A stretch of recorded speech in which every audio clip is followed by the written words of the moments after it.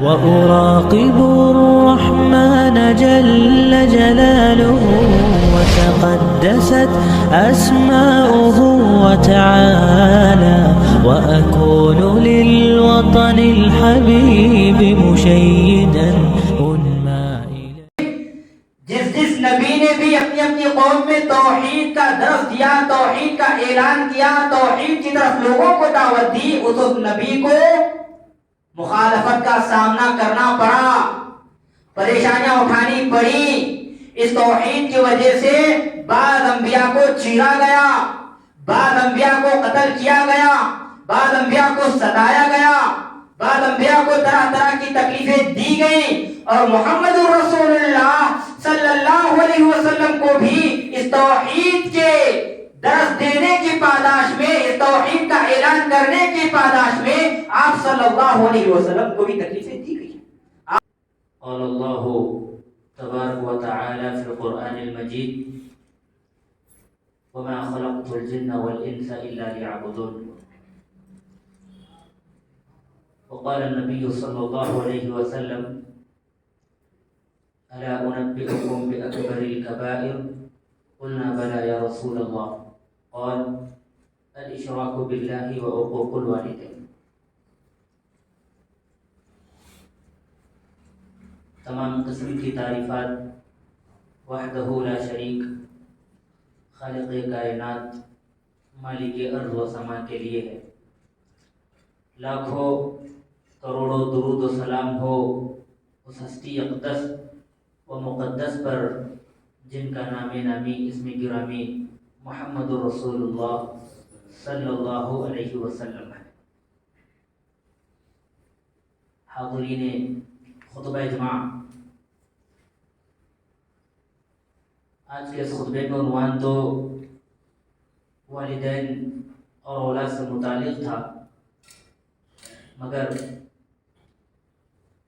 پتہ چلا کہ اس علاقے میں ظہری مسجد ہیں اور یہاں پر بدعات، خرافات، شرک وغیرہ میں لوگ اکثر ملوث ہیں، تو اس لیے آنن فانن عنوان کو بدل کر شرک کی مذمت اور توحید کی اہمیت پر رکھا گیا۔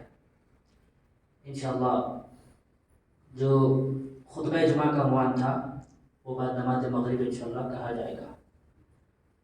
اللہ تعالیٰ سے دعا کیجیے اللہ تعالیٰ مجھے حق اور سچ کہنے کی توفیق عطا فرمائے۔ محترم حضرات، اس زمین پر انسانوں کو پیدا کرنے کا مقصد توحید ہے۔ اللہ رب العالمین نے جتنے بھی انسانوں کو اس دنیا میں پیدا کیا اس کی وجہ ایک ہی ہے، توحید کا اقرار، توحید کو اپنانا، توحید کو جاننا، توحید کو سمجھنا اور توحید کے مطابق ہی عمل کرنا۔ قرآن مجید میں اللہ رب العالمین نے واضح انداز سے فرمایا وَمَا خَلَقْتُ الْجِنَّ وَالْإِنسَ إِلَّا لِيَعْبُدُونَ، لوگوں میں نے جن اور انس کو، یعنی انسانوں کو اور جنوں کو صرف اور صرف میری اپنی عبادت کے لیے پیدا کیا۔ غور کیجیے گا، انسانیت کو، بنی نوع انسان، پوری دنیا کے انسان پیدا کرنے کا واحد مقصد اللہ تعالیٰ کی عبادت ہے۔ ابن عباس رضی اللہ تعالیٰ اس آیت کریمہ کی تفسیر کرتے ہوئے کہتے ہیں لیوحدون، اللہ رب العالمین انسانوں کو اور جنوں کو پیدا کرنے کا مقصد یہ بتلایا تاکہ وہ میری توحید کا اقرار کریں، توحید کو جانیں، اللہ کو جانیں، اللہ کی قدر کو پہچانیں، اللہ رب العالمین کا تعارف حاصل کریں، اللہ کون ہے،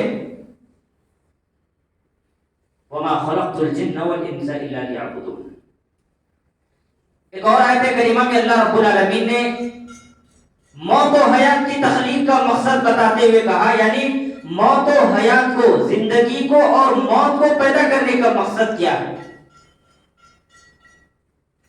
اللہ تعالیٰ نے فرمایا الذی خلق الموت والحیات لیبلوکم ایکم احسن عملا. وہی وہ اللہ ہے جس نے موت کو بھی پیدا کیا اور زندگی کو بھی پیدا کیا، حیات کو بھی پیدا کیا، موت کو بھی پیدا کیا. کیوں؟ وجہ کیا ہے؟ مقصد کیا ہے؟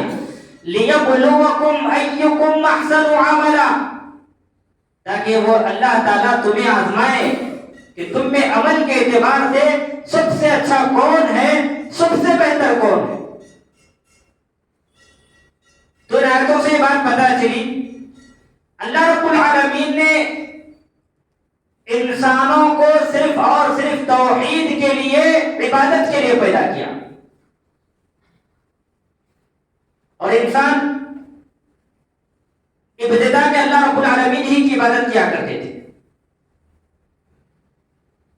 مگر جیسا جیسا زمانہ گزرتا گیا شیطان ان کے درمیان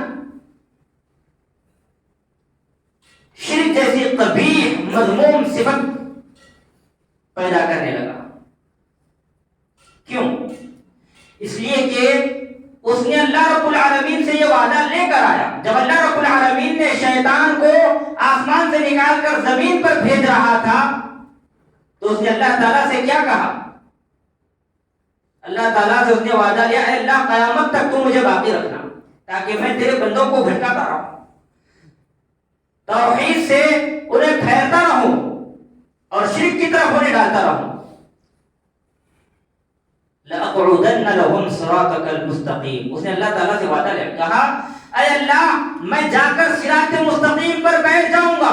ثُمَّ لَآتِيَنَّهُمْ مِنْ بَيْنِ أَيْدِيهِمْ وَمِنْ خَلْفِهِمْ وَعَنْ أَيْمَانِهِمْ وَعَنْ شَمَائِلِهِمْ وَلَا تَجِدُ أَكْثَرَهُمْ شَاكِرِينَ.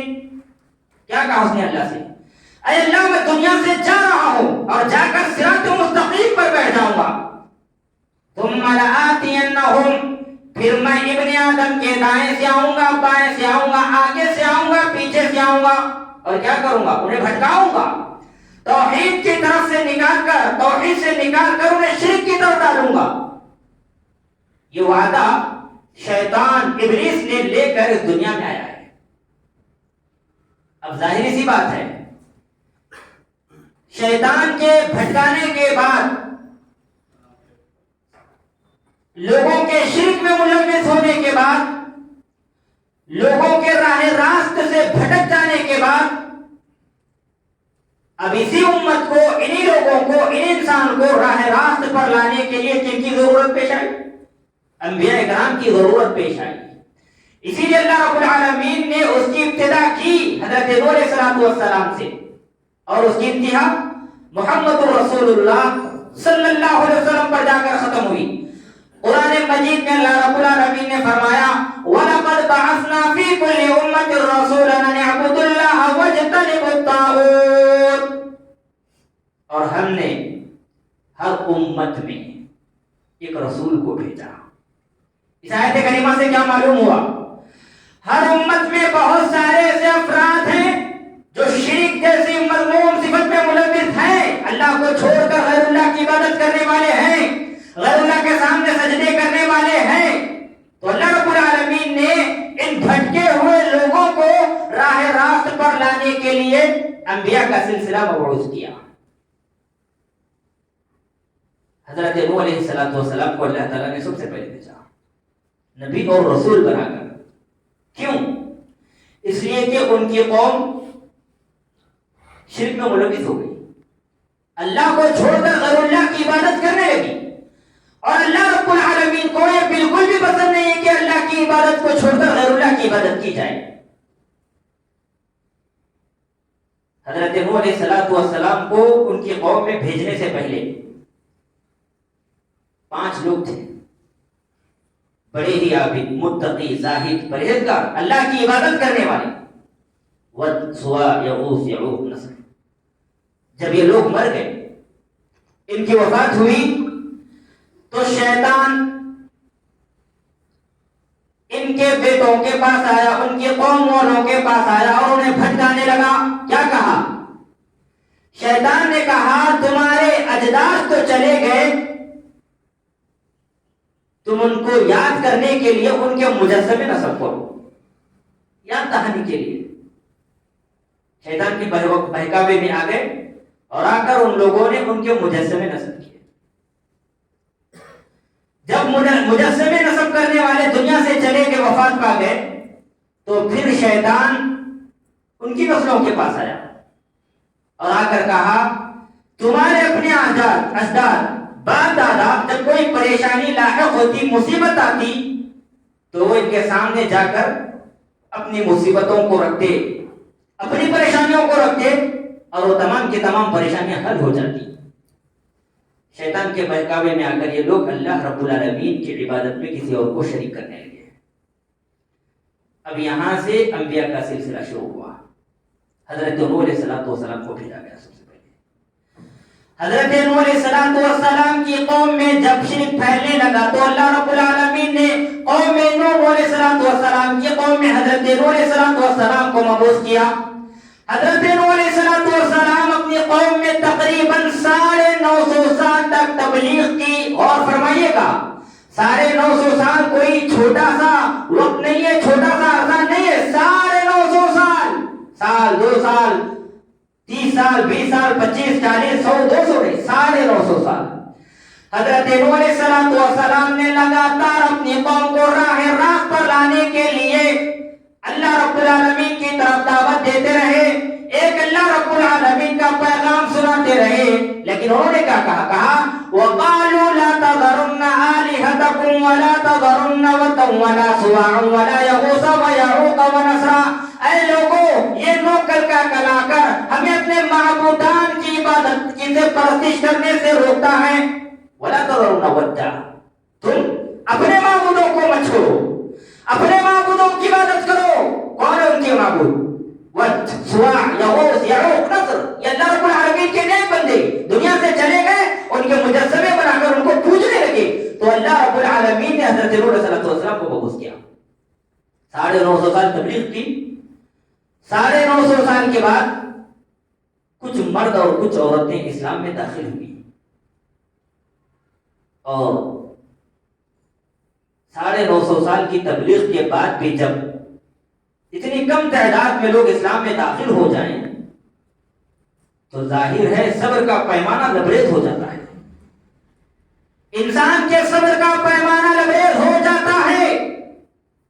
حضرت نوح علیہ السلام نے اللہ تعالیٰ سے کہا رب انی دعوت قومی لیلا ونہارا، اے میرے رب میں نے اپنی قوم کے لوگوں کو دن اور رات تیری طرف بلاتا رہا، توحید کی طرف بلاتا رہا، اسلام کی طرف بلاتا رہا، فلم یزدہم دعائی الا فرارا۔ اے میرے رب جب میں تیری طرف دعوت دے رہا ہوں، میرے قوم میرے طرف سے بھاگ رہی ہے، تیری دعوت کو قبول نہیں کر رہی ہے۔ اللہ اکبر۔ 950 سال کے بعد حضرت نوح علیہ السلام نے شکوہ کیا، شکایت کی، کہا اے اللہ 950 سال تبلیغ کرنے کے بعد صرف اور صرف کچھ مرد اور کچھ عورتیں اسلام میں داخل ہوئی ہیں، اے میرے رب اب یہاں بددعا کر رہے ہیں، بددعا کر رہے ہیں، کیا کر رہے ہیں؟ اللہ تعالیٰ سے بددعا کر رہے ہیں رب لا تذر علی الارض من الکافرین دیارا،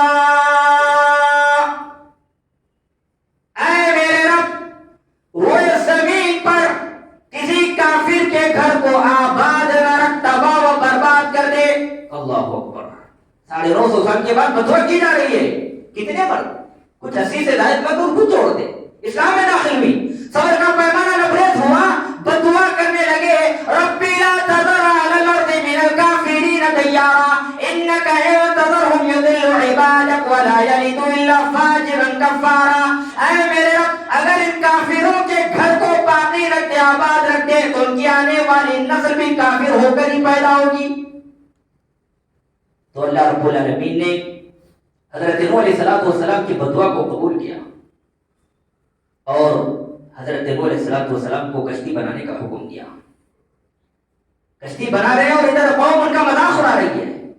وَيَصْنَعُ الْفُلْكَ وَكُلَّمَا مَرَّ عَلَيْهِ مَلَأٌ مِّن قَوْمِهِ سَخِرُوا مِنْهُ قَالَ إِن تَسْخَرُوا مِنَّا فَإِنَّا نَسْخَرُ مِنكُمْ كَمَا تَسْخَرُونَ فَسَوْفَ تَعْلَمُونَ مَن يَأْتِيهِ عَذَابٌ يُخْزِيهِ وَيَحِلُّ عَلَيْهِ عَذَابٌ مُقِيمٌ. کشتی بن رہی ہے خشکی میں, زمین پر کشتی بن رہی ہے. عام طور پر ساحل سمندر پر کشتی کو بنایا جاتا ہے. کشتی بن رہی ہے مگر قوم والے مذاق اڑائے, اے نوح کشتی کیوں بنا رہے ہو؟ کیا خشکی میں زمین پر کشتی چلانے کا ارادہ ہے؟ جب بھی گزر ہوتا قوم والوں کا وہاں سے مذاق اڑایا جاتا. حضرت دونوں کہتے ہیں معلوم ہو جائے گا تمہیں قریب اللہ کا عذاب آنے والا ہے, پھر بھی مذاق اڑاتے ہیں. جب اللہ رب العالمین کا عذاب آ گیا, اللہ تعالیٰ نے زمین کو اور آسمان کو حکم دیا, زمین سے بھی پانی کے چشمے ابلنے لگے اور آسمان سے بھی بارش نازل ہونے لگا. اور سامنے ان کا بیٹا, سامنے بیٹا ہے, کیا کہا اپنے بیٹے سے؟ یا بنی ارکم معنا ولا تکن مع الکافرین. اللہ رب العالمین کا عذاب یہ ایسا عذاب ہے جو ساری دنیا پر نازل ہوا ہے. اے میرے بیٹے آج آجا میری کشتی میں سوار ہو جا, اللہ تعالیٰ کے سوا تجھے کوئی نہیں بچائے گا. تو انہوں نے کہا یا بنی ارکم معنا, اے میرے پیارے بیٹے, یا بنی کا معنی ہے بیٹے, یا بنی اے میرے پیارے بیٹے, مخاطب کر کے کہے یا بنی اے میرے پیارے بیٹے, ارکم معنا آ جاؤ ہماری کشتی میں سوار ہو جاؤ, ولا تکن مع الکافرین. یہ جو کافر اور مشرک تباہ و برباد ہو رہے ہیں, دیکھو اللہ تعالیٰ کا عذاب آ رہا ہے اور انہیں لقمہ اجل بنا رہا ہے. اے میرے پیارے بیٹے ابھی بھی وقت ہے, آ جاؤ میری کشتی میں سوار ہو جاؤ اور کافروں میں سے شامل نہ ہو جاؤ, شمار نہ ہو جاؤ, کافروں کے ساتھ نہ ہو. کیا کہا بیٹے نے؟ قال سآوی الى جبل يعصمني من الماء. اللہ اکبر. بیٹا بھی بڑا سرکش, اڑیل, ضدی, نافرمان, باغی, طاغی, عاصی, اللہ کا نافرمان بیٹا. کیا کہا اس نے؟ سآوی الى جبل يعصمني من الماء. اس نے اللہ رب العالمین کے عذاب سے چیلنج کیا, اللہ رب العالمین کے عذاب کو اس نے للکارا, اللہ رب العالمین کے عذاب سے اس نے نہیں ڈرا. کہا اپنے باپ سے جو وقت کا بڑا پیغمبر ہے, جس نے 950 سال تبلیغ کی, ان سے کہہ رہا ہے, کیا کہہ رہا ہے؟ سآوی الی جبل یعصمنی من الماء. اے میرے ابا میں اس بلند بالا پہاڑ پر جا کر کھڑا ہو جاؤں گا. یعصمنی من الماء, یہ پہاڑ مجھے اس عذاب سے بچائے رکھے گا, اس عذاب سے میں محفوظ ہوں گا. یہ پہاڑ مجھے پانی سے بچائے گا. اللہ اکبر. اللہ تعالیٰ کے عذاب کو اس نے چیلنج کیا. ایک تو اس نے سب سے بڑا گناہ شرک اللہ رب العالمین کے ذات میں کیا. قال لا عاصم اليوم من امر اللہ. حضرت نوح علیہ السلام نے کہا اے میرے پیارے بیٹے, آج اللہ تعالیٰ ہی بچانے والا ہے. آج کا عذاب بڑا خطرناک عذاب ہے. مفسرین کرام کہتے ہیں نوح علیہ السلام کی قوم پر جو عذاب بھیجا گیا وہ ساری دنیا میں اس کے اثرات دیکھے گئے, ساری دنیا میں عذاب پھیل گیا. اور یہاں بیٹا پہاڑ پہ کھڑے ہو کر بچنے کی کوشش کر رہا ہے. یہ کا ایک گفتگو ہو رہی ہے, اچانک ایک بڑی موج آ گئی اور حضرت نوح علیہ السلام کے بیٹے کو بہا کر لے گئے. تباہ و برباد, غرق ہو گیا. کیوں؟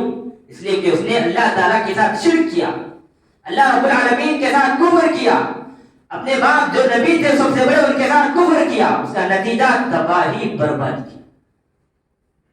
تو اللہ رب العالمین نے سب سے پہلے اس قوم میں حضرت نوح علیہ السلام کو مبعوث کیا, اور ہر امت میں اللہ رب العالمین نے ایک رسول کو بھیجتا رہا تاکہ امت راہ راست پر قائم رہے, اللہ کی عبادت کرتے رہے, اللہ رب العالمین کے تعارف کو جانے, اللہ رب العالمین کی قدر کرے, اور جب تک جسم میں جان باقی ہے اللہ تعالیٰ کے ساتھ کسی کو شریک نہ ٹھہرائے. یہی مقصد اللہ تعالیٰ کا پیدا کرنے کا مقصد, کھانا پینا, بلند و بالا بلڈنگ بنانا, زمین و جائیداد قائم کرنا, بینک بیلنس رکھنا اور مال و متاع کا مالک ہونا, یہ پیدا کرنے کا مقصد نہیں ہے. یہ تو ہمارے حیات الدنیا الا متاع الغرور, یہ دھوکے کا سامان ہے, چند لمحوں کا سامان ہے, یہ عارضی سامان نہیں ہے, یہ مستقل سامان نہیں ہے, یہ عارضی سامان ہے, اس کو فنا ہونا ہے. جو اصل چیز ہے وہ توحید ہے. توحید ہے تو سب کچھ ہے. اگر انسان کے پاس توحید نہیں ہے تو سب کچھ رکھتے ہوئے بھی کچھ بھی نہیں ہے. قرآن مجید میں اللہ رب العالمین نے کیا کہا؟ کہا وَإِلَىٰ مَدْيَنَ أَخَاهُمْ شُعَيْبًا قَالَ يَا قَوْمِ اعْبُدُوا اللَّهَ مَا لَكُم مِّنْ إِلَٰهٍ غَيْرُهُ. ہم نے مدین کی طرف کس کو بھیجا؟ شعیب علیہ السلام کو. انہوں نے کیا کہا؟ یا قوم اعبدوا اللہ ما لکم من الہ غیرہ. غور کیجئے گا، انبیاء کی دعوت کیا تھی، انبیاء کرام کا مقصد کیا تھا، غور کیجئے گا. اور نبیوں نے سب سے پہلے کس کی دعوت دی، اس پر بھی غور کیجئے گا. سب سے پہلی دعوت اللہ کی طرف، مسئلے مسائل بعد میں، احکام بعد میں، حلال و حرام بعد میں، سب سے پہلے توحید کی دعوت. وَإِلَىٰ مَدْيَنَ أَخَاهُمْ شُعَيْبًا قَالَ يَا قَوْمِ اعْبُدُوا اللَّهَ مَا لَكُم مِّنْ إِلَٰهٍ غَيْرُهُ. شعیب علیہ السلام نے اپنے قوم سے کہا یا قوم اعبدوا اللہ ما لکم من الہ غیرہ. اے میری قوم کے لوگوں، اللہ کی عبادت کرو، اللہ کے سوا کوئی معبود برحق نہیں ہے. مگر اس قوم نے کیا کیا؟ اللہ کے ساتھ شرک کیا. تو اللہ تعالیٰ نے اس قوم کو تباہ کیا، برباد کر دیا. جو قوم اللہ کی نافرمان ہوتی ہے، اللہ رب العالمین کے ساتھ سرکشی کا مظاہرہ کرتی ہے، اللہ تعالیٰ اس قوم کو تباہ کر دیتا ہے. وَإِلَىٰ ثَمُودَ أَخَاهُمْ صَالِحًا. اور سمود کی طرف حضرت صالح کو بھیجا. حضرت صالح سے قَالَ يَا قَوْمِ اعْبُدُوا اللَّهَ مَا لَكُم مِّنْ إِلَٰهٍ غَيْرُهُ. ان کی بھی دعوت تھی، کیا؟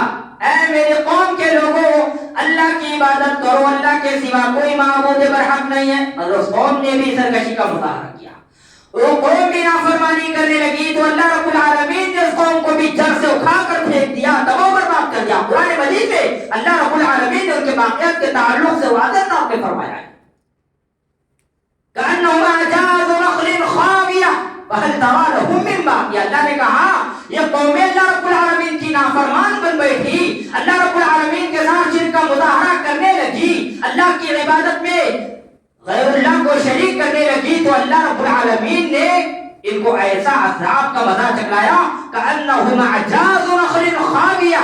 اللہ تعالیٰ فرما رہا ہے ہم نے ایسا زبردست عذاب ان پر بھیجا، چونکہ یہ قوم کے لوگ بڑے ہی لمبے طرح کے تھے.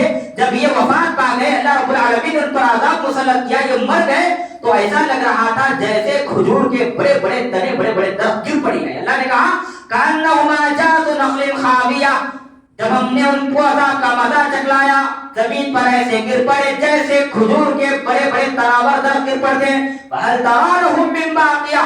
اللہ تعالیٰ سوالیہ استفہامی انداز میں کہہ رہا ہے اے محمد رسول اللہ صلی اللہ علیہ وسلم، فَهَلْ تَرَىٰ لَهُم مِّن بَاقِيَةٍ. کیا تمہیں قوم عاد، قوم سمود کے واقعات نظر آتے؟ جڑ سے اکھاڑ کر اللہ تعالیٰ نے ان کو پھینک دیا.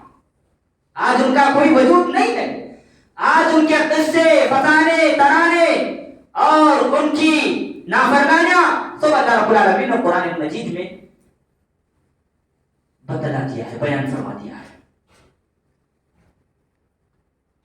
وَإِلَىٰ عَادٍ أَخَاهُمْ هُودًا. جتنے بھی انبیاء دیکھیے سب نے اللہ کی طرف دعوت دی. سب سے پہلے ہود علیہ السلام نے بھی دعوت دی. قَالَ يَا قَوْمِ اعْبُدُوا اللَّهَ مَا لَكُم مِّنْ إِلَٰهٍ غَيْرُهُ. اے میرے قوم کے لوگوں، اللہ کی عبادت کرو، اللہ کے سوا کوئی معبود برحق نہیں ہے. یہ قوم نے بھی سرکش کا مظاہرہ کیا، اس قوم نے بھی نافرمانی کی تو اللہ تعالیٰ نے اس قوم کو بھی تباہ کر دیا. حضرت موسیٰ علیہ السلام، ان پر تو اللہ تعالیٰ نے تورات نازل فرمائی، مگر یہ قوم بھی سرکش. بنی اسرائیل کس سے پڑھی ہے، کس سے سنتے ہیں کیا ہوں گے. اس قوم نے بھی اللہ رب العالمین کے ساتھ سرکشی کا مظاہرہ کیا، اور یہ قوم جب اللہ تعالیٰ کی نافرمانی کرنے لگی، اللہ تعالیٰ نے اس قوم کو عذاب میں مبتلا کیا. اللہ تعالیٰ نے تو کیا کہا یا بنی اسرائیل اذکروا نعمتی التی انعمت علیکم وانی فضلتکم علی العالمین. اللہ اکبر. امت محمدیہ سے پہلے اللہ تعالیٰ نے اس دنیا میں اگر کسی کو پوری دنیا میں فضیلت عطا کی تو وہ بنی اسرائیل کو کی. اور اللہ تعالیٰ نے نعمت یاد دلا رہا یا بنی اسرائیل اذکروا نعمتی التی انعمت علیکم. اے بنی اسرائیل کو لوگوں یاد کرو اس وقت کو جب کہ ہم نے دنیا میں تمہیں سب سے زیادہ فضیلت عطا کی تھی. لیکن اس قوم نے بھی نافرمانی کی. اللہ رب العالمین اس قوم کو بھی عذاب کا مزہ چکھلایا. پھر بعد میں میرے اور آپ کے آخری نبی امام کائنات رحمت للعالمین محمد رسول اللہ صلی اللہ علیہ وسلم کو مبعوث کیا گیا. اور یہ نبیوں کی انتہا. اب یہاں سے انبیاء کا سلسلہ ختم. نبی صلی اللہ علیہ وسلم کے بعد کوئی نبی آنے والے نہیں. اللہ تعالیٰ نے آخری نبی محمد رسول اللہ صلی اللہ علیہ وسلم کو بنا کر بھیجا, مبعوث فرما کر بھیجا. کہاں پر؟ مکہ کی وادیوں میں, عرب میں, حجاز میں. اللہ کے نبی صلی اللہ علیہ وسلم نے کیا کہا؟ آپ کی بھی یہی دعوت تھی. سب سے پہلے کتنے سال اللہ کے نبی صلی اللہ علیہ وسلم نے مکہ میں دعوت و تبلیغ کی؟ 13 سال. 13 سال, غور کیجئے گا میری بات. 13 سال اللہ کے نبی صلی اللہ علیہ وسلم نے لگاتار سلسلہ وار توحید کی طرف دعوت دیتے رہے. 13 سال تک نہ کوئی حکم, نہ نماز, نہ روزہ, نہ زکات, نہ حج. سب سے پہلے توحید کی طرف لوگوں کو بلانا ضروری ہے. کیوں؟ ارکان اسلام میں آپ نے غور کیا ہوگا. الاسلام ان تشهد ان لا الہ الا اللہ وان محمد رسول اللہ. اسلام یہ ہے کہ اللہ کے یہ گواہی دینا اللہ کے سوا کوئی معبود برحق نہیں ہے, محمد صلی اللہ علیہ وسلم اللہ کے رسول ہیں. جب بندہ اس بات کو پختہ یقینی طور پر اقرار کر لیتا ہے تو بعد کا مرحلہ نماز کا شروع ہوتا ہے. اس کے بعد زکات, اس کے بعد روزہ, اس کے بعد حج. سب سے پہلے توحید. اگر توحید نہیں ہے تو پھر یہ باقی کے عمل قابل قبول نہیں. توحید نہیں ہے, ایک بندہ شرک میں ملوث ہے, اللہ رب العالمین پر اس کا ایمان نہیں ہے, مگر وہ نماز پڑھ رہا ہے, زکات دے رہا ہے, حج کر رہا ہے, روزے رکھ رہا ہے, تو پھر ایسے اعمال کی ضرورت اللہ رب العالمین کو نہیں ہے. اللہ تعالیٰ ان اعمال کو ذرات کی شکل میں اڑا کر بکھیر دیں گے جس انسان کے اندر توحید نہ ہو. توحید کا پایا جانا ضروری ہے. اللہ کے نبی صلی اللہ علیہ وسلم نے بھی 13 سال تک مکے میں توحید کی طرف دعوت دی. کیا کہا اللہ کے نبی نے؟ قل یا ایھا الناس انی رسول اللہ الیکم جمیعا. اے لوگوں, میں پورے انسانوں کی طرف, تمام کے تمام لوگوں کی طرف رسول بنا کر بھیجا گیا. کوہ صفا پر اللہ کے نبی صلی اللہ علیہ وسلم کھڑے ہوئے ہیں, صفا پہاڑی پر. اللہ کے نبی صلی اللہ علیہ وسلم آواز لگائی, ندا لگائی, یا صباحا. اس قسم کی آواز عرب میں ڈینجر سے تصور کی جاتی تھی, خطرے کی علامت سمجھی جاتی تھی, پریشانی کی علامت سمجھی جاتی تھی. یہ آواز سن کر کفار مکہ نبی صلی اللہ علیہ وسلم کے پاس دوڑ پڑے. اللہ کے نبی صلی اللہ علیہ وسلم نے کہا, اے لوگوں ذرا مجھے یہ بتلاؤ, اگر میں یہ کہہ دوں کہ میرے پیچھے سے ایک لشکر آ رہا ہے, ایک جماعت آ رہی ہے جو ہم پر حملہ کرنے والی ہے, کیا تم میری بات کو مانو گے؟ اور مولوں نے کیا کہا, آپ امین ہیں, صادق ہیں, سچ بولنے والے ہیں, ہم ضرور آپ کی بات کو مانیں گے, آپ کی بات کی تصدیق کریں گے. اللہ کے نبی نے فرمایا, دیکھو اللہ تعالیٰ نے مجھے اس دنیا میں آخری رسول بنا کر بھیجا ہے. میں تمہیں ایک اللہ کی طرف دعوت دیتا ہوں, اللہ ہی کی عبادت کرو, اللہ ہی کیوں مانو, اللہ کے سوا کوئی معبود بنا. فوراً بغاوت.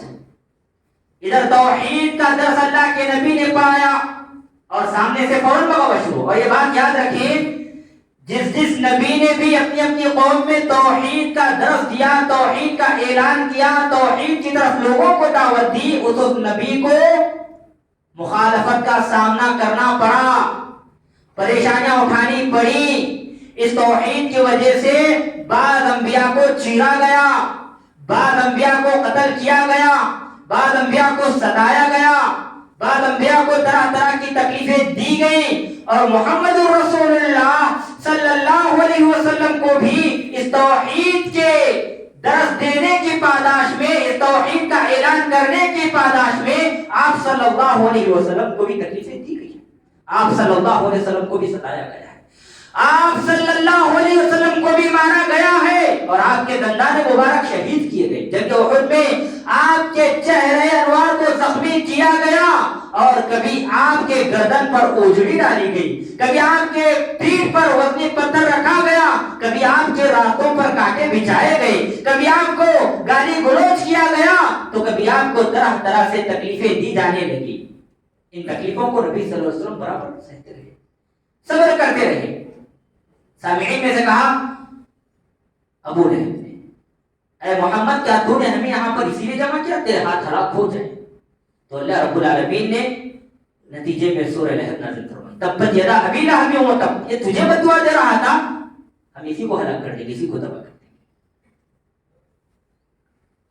گے. 13 سال تک اللہ کے نبی صلی اللہ علیہ وسلم نے توحید کی طرف لوگوں کو بلایا ہے، اور ہر قسم کی تکلیف، ہر قسم کی پریشانی کو اللہ کے نبی صلی اللہ علیہ وسلم نے سہا ہے. نہ صرف آپ صلی اللہ علیہ وسلم بلکہ آپ کے صحابہ بھی آنے والی ہر تکلیف کو دل و جان سے قبول کرتے اور توحید پر استقامت سے ڈٹے رہتے.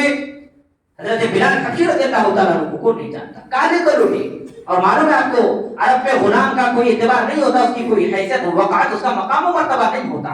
مگر حضرت بلال حبشی رضی اللہ تعالیٰ عنہ کی ایمان مضبوط کو دیکھو، مضبوط ایمان کو، مضبوط عقیدے کو دیکھو. جب انہوں نے اسلام کو قبول کیا تو دشمنان اسلام کفار مکہ میں ستاتے اور ان کو طرح طرح کے عذاب دیتے اور کہتے اے بلال محمد کے دین سے پلٹ آؤ، اپنے آبا و اجداد کے دین پر واپس آ جاؤ. حضرت بلال کہتے هو اللہ احد، هو اللہ احد، ایک اللہ کا نعرہ لگاتے اور کہتے ظالموں، میں اسلام میں جب داخل ہوا ہوں تو پھر اسلام سے نکل کر آبا و اجداد کے دین پر آنا مجھے ہرگز گوارا نہیں. چھوٹے چھوٹے بچے ان کے گردن میں رسی وغیرہ ڈال کر انہیں مکہ کی پہاڑیوں پر لے کر گھومتے. غور کرنے کا مقام ہے، ایک بڑے انسان کے گردن میں رسی ڈال کر اگر ایک چھوٹے سے بچے کے ہاتھ میں وہ لگام دی جائے اور کہا جائے اس کو سارا شہر پھرا کر گھما کر لاؤ، کتنی ذلت اور رذالت کی بات ہوگی. آدمی اپنے آپ میں مر جائے گا.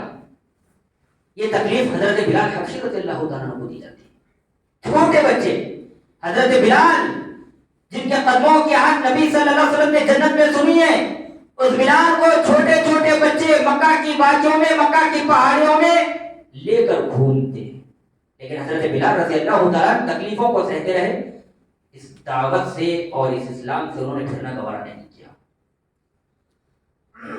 حضرت عثمان بن عفان رضی اللہ تعالیٰ جب یہ اسلام لائے، اسلام کے اندر داخل ہوئے تو ان کے چچا ان کو چٹائی میں لپیٹ کر نیچے سے دھواں دیتے تاکہ عثمان بن عفان رضی اللہ تعالیٰ اس مصیبت سے پریشان ہو کر، اس عذاب سے پریشان ہو کر محمد رسول اللہ صلی اللہ علیہ وسلم کے دین کو چھوڑ کر، اسلام کو چھوڑ کر پھر اپنے آبا و اجداد کے دین میں داخل ہو جائے. لیکن وہ پھر بھی ان پریشانیوں کو سہتے رہتے، ان آزمائشوں کو جھیلتے رہتے اور ایک اللہ رب العالمین کا نعرہ دیتے. حضرت سمیہ رضی اللہ تعالیٰ عنہ یہ وہ خاتون ہے جو سب سے پہلے شہید ہوئی. خاتون میں ابو جہل نے ان کے ساتھ کیا معاملہ کرتا یہ تو ہر کوئی جانتا ہے. ان کو، ان کے بیٹے کو، ان کے شوہر کو طرح طرح کے عذاب دیے جاتے ہیں. ایک مرتبہ ایسا ہوا تینوں کو برہنہ کر کے، ننگا کر کے عرب کی جھلستی ہوئی ریت پر لٹا دیا گیا. غور کرنے کی بات ہے، عرب کی گرمی بہت ہی شدت کی گرمی ہوتی ہے. ہمارے ہاں گرمی کے زمانے میں ہی گرمی شدت کی ہوتی ہے، مگر عرب کی گرمی کی شدت اور خطرناک ہوتی ہے، اور زیادہ ہوتی ہے. اس گرم جھلستی ہوئی ریت پر حضرت عمار، حضرت یاسر اور حضرت سمیہ رضی اللہ تعالیٰ عنہ کو لٹا دیا گیا. حضرت سمیہ رضی اللہ تعالیٰ عنہ پر تو ظلم و ستم کے پہاڑ توڑے گئے. ابو جہل آ کر ایک اونٹ ایک ٹانگ کے ساتھ اور دوسری ٹانگ دوسری اونٹ کے ساتھ باندھا اور کہا سمیہ ابھی تمہارے پاس وقت ہے، ابھی میں نے عذاب کی ابتدا نہیں کی، ابھی میں نے آپ کو پریشان نہیں کیا، ابھی میں نے آپ کو سزا نہیں دی، لیکن اے سمیہ ابھی بھی وقت ہے. سزا دینے سے پہلے، تکلیف دینے سے پہلے میں تمہیں ایک وقت دے دیتا ہوں. چاہو تو تم اسلام کو چھوڑ کر اپنے اجداد کے دین پر آ جاؤ. سمیہ رضی اللہ تعالیٰ عنہ نے کیا کہا؟ انہوں نے اسلام سے پلٹنا گوارا نہیں کیا. ابو جہل بار بار اصرار کر رہا ہے اے سمیہ اسلام سمیہ رضی اللہ تعالیٰ عنہ بار بار انکار کر رہی ہے، کہہ رہی ہے اے ابو جہل، اگر تو رب کی نعمتوں کا اندازہ کیا ہوتا تو تجھے معلوم ہوتا اسلام کیا چیز ہے اور تو بھی اسلام میں داخل ہو جاتا۔ عذابات کو دیکھ کر اللہ کے نبی صلی اللہ علیہ وسلم نے کیا کہا تھا ان سے؟ صبرن آل یاسر موعدکم الجنہ، اے یاسر کے گھرانے والوں صبر کرو، تمہارا ٹھکانہ جنت ہے۔ عذاب دیا جا رہا ہے، سزائیں دی جا رہی ہے، اور نبی صلی اللہ علیہ وسلم کا گزر ہو رہا ہے۔ وہ نبی جو آخری نبی بنا کر بھیجا گیا ہے، وہ نبی جو اللہ تعالیٰ کی طرف دعوت دے رہا ہے، وہ نبی سمیہ ان کے بیٹے اور ان کے شوہر پر سزائیں دیکھ رہا ہے، اور دیکھ کر جاتے ہوئے کہہ رہا ہے صبر کرو تمہارا ٹھکانہ جنت ہے۔ کیوں؟ انتہائی خستہ حالت میں مسلمان، غریب، جن کے پاس سونے کے لیے مکان نہیں، اڑنے بچھونے کے لیے ساز و سامان نہیں، کھانے کے لیے صحیح وقت کا کھانا نہیں، بھوکے رہنے والے، فاقہ کش رہنے والے، یہ مسلمانوں کو اللہ کے نبی صلی اللہ علیہ وسلم ہمت دے رہے ہیں صبر کی۔ کیا کہا؟ صبر کرو، اور صبر ہی تمہارے لیے سب سے اچھی بات ہے۔ اگر تم صبر کرو گے تو تمہارا ٹھکانہ جنت ہوگا۔ اللہ کے نبی صلی اللہ علیہ وسلم ان کی ہمت باندھ کر جب جاتے ہیں تو سمیہ رضی اللہ تعالیٰ عنہ وہی کہتی ہے محمد رسول اللہ صلی اللہ علیہ وسلم نے مجھ سے کہا ہے کہ اے یاسر کے گھر آنے والوں صبر کرو تمہارا ٹھکانہ جنت ہے۔ میں صبر کروں گی۔ ابو جہل کو غصہ آیا، کس وجہ سے؟ توحید کی وجہ سے۔ یہ توحید بھی بڑی عجیب چیز ہے، جو انسان اس کو دل و جان سے قبول کرتا ہے اس پر مصیبتوں کے، پریشانیوں کے، تکلیفوں کے، ظلم و ستم کے پہاڑ توڑ دیے جاتے ہیں۔ کیا دشمنی تھی؟ ایک غریب اور ایک ادھر امیر، سرغنہ کفار کا بڑا لیڈر، ایک چھوٹے سے انسان کی کیا دشمنی ہو سکتی ہے؟ نہ وہ امیر نہ کبیر، نہ اس کے پاس مال و جائیداد، نہ مال و متاع، نہ زمین، کچھ نہیں، نہ زر زیورات، کچھ نہیں، لیکن پھر بھی دشمنی۔ لیکن دشمنی توحید کی وجہ سے دشمنی، ایک اللہ کو ماننے کی وجہ سے دشمنی، ایک اللہ تعالیٰ کی عبادت کرنے کی وجہ سے دشمنی۔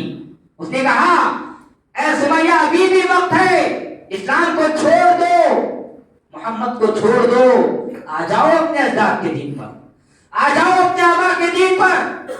سمیہ رضی اللہ تعالیٰ عنہ نے انکار کیا۔ ابو جہل غصے میں آ کر نیزہ اٹھا کر حضرت سمیہ رضی اللہ تعالیٰ عنہ کے شرمگاہ میں مارا، ایک بار نہیں 2-3 مرتبہ۔ حضرت سمیہ رضی اللہ تعالیٰ عنہ جامع شہادت نوش فرمائی، اور بس اسی پر اکتفا نہیں کیا، ظالم نے غلاموں سے کہا اونٹوں کو دوڑاؤ۔ اونٹوں کو دوڑایا گیا اور حضرت سمیہ رضی اللہ تعالیٰ عنہ کی لاش 2 ٹکڑوں میں ہو کر گر پڑی۔ یہ سزائیں، یہ عذابات، یہ تکلیفیں توحید کو اپنانے والوں کے لیے دیے گئے، توحید کا اظہار کرنے والوں کو دیے گئے۔ لیکن آج افسوس کا مقام ہے میرے بھائیوں، افسوس کا مقام آج یہ ہے، امت مسلمہ جسے خیر امت کہا گیا، یہ امت لوگوں کو شرک سے روکنے کے لیے اور توحید کا درس دینے کے لیے بنائی گئی، پیدا کی گئی، لیکن آج یہ امت خود شرک کے دلدل میں ملوث ہو گئی، شرک کے دلدل میں پھنس گئی۔ آج ہم کیا نہیں دیکھ رہے درگاہوں میں، قبروں میں؟ کیا ہمارے مسلمان بھائی شرک جیسے قبیح مذموم صفت میں ملوث نہیں ہوئے؟ کیا آج ہمارے مائیں اور بہنیں، ہمارے بھائی درگاہوں میں جا کر سجدے نہیں کر رہے، نظر و نیاز نہیں کر رہے، غیر اللہ کی عبادت نہیں کر رہے، ان کے سامنے گڑ گڑا نہیں پا رہے؟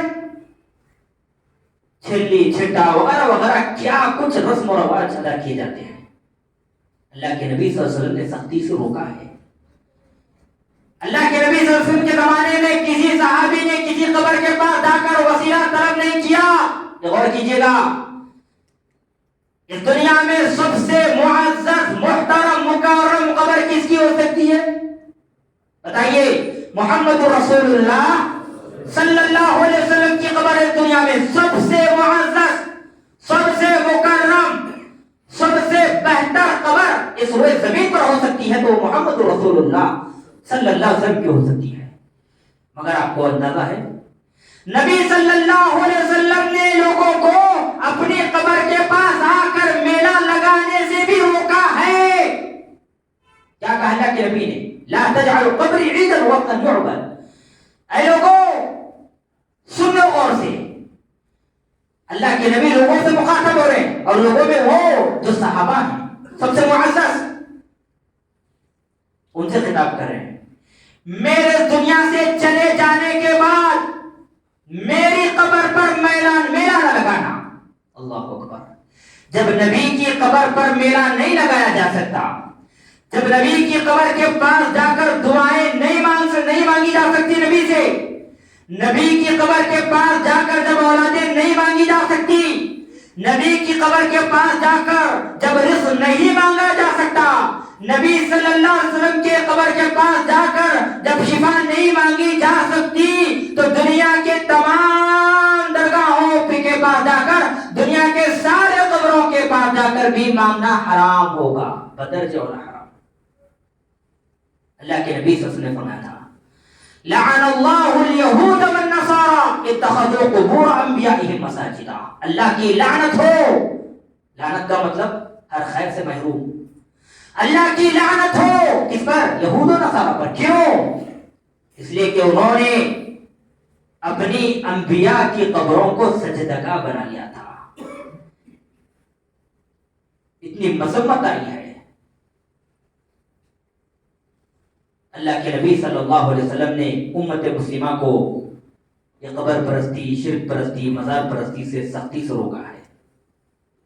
ہمیں بھی چاہیے کہ ہم صحیح اسلام کو پہچاننے کی کوشش کریں, توحید کو جاننے کی کوشش کریں, توحید کے مطابق عمل کرنے کی کوشش کریں, تبھی جا کر ہماری نجات دنیا میں بھی ہو سکتی ہے اور آخرت میں بھی ہو سکتی ہے. اللہ تعالیٰ سے دعا ہے اللہ تعالیٰ ہم تمام کو توحید کو اپنانے, توحید کو سمجھنے اور توحید کے مطابق عمل کرنے کی توفیق عطا فرما. آمین. وآخر دعوانا الحمدللہ رب العالمین.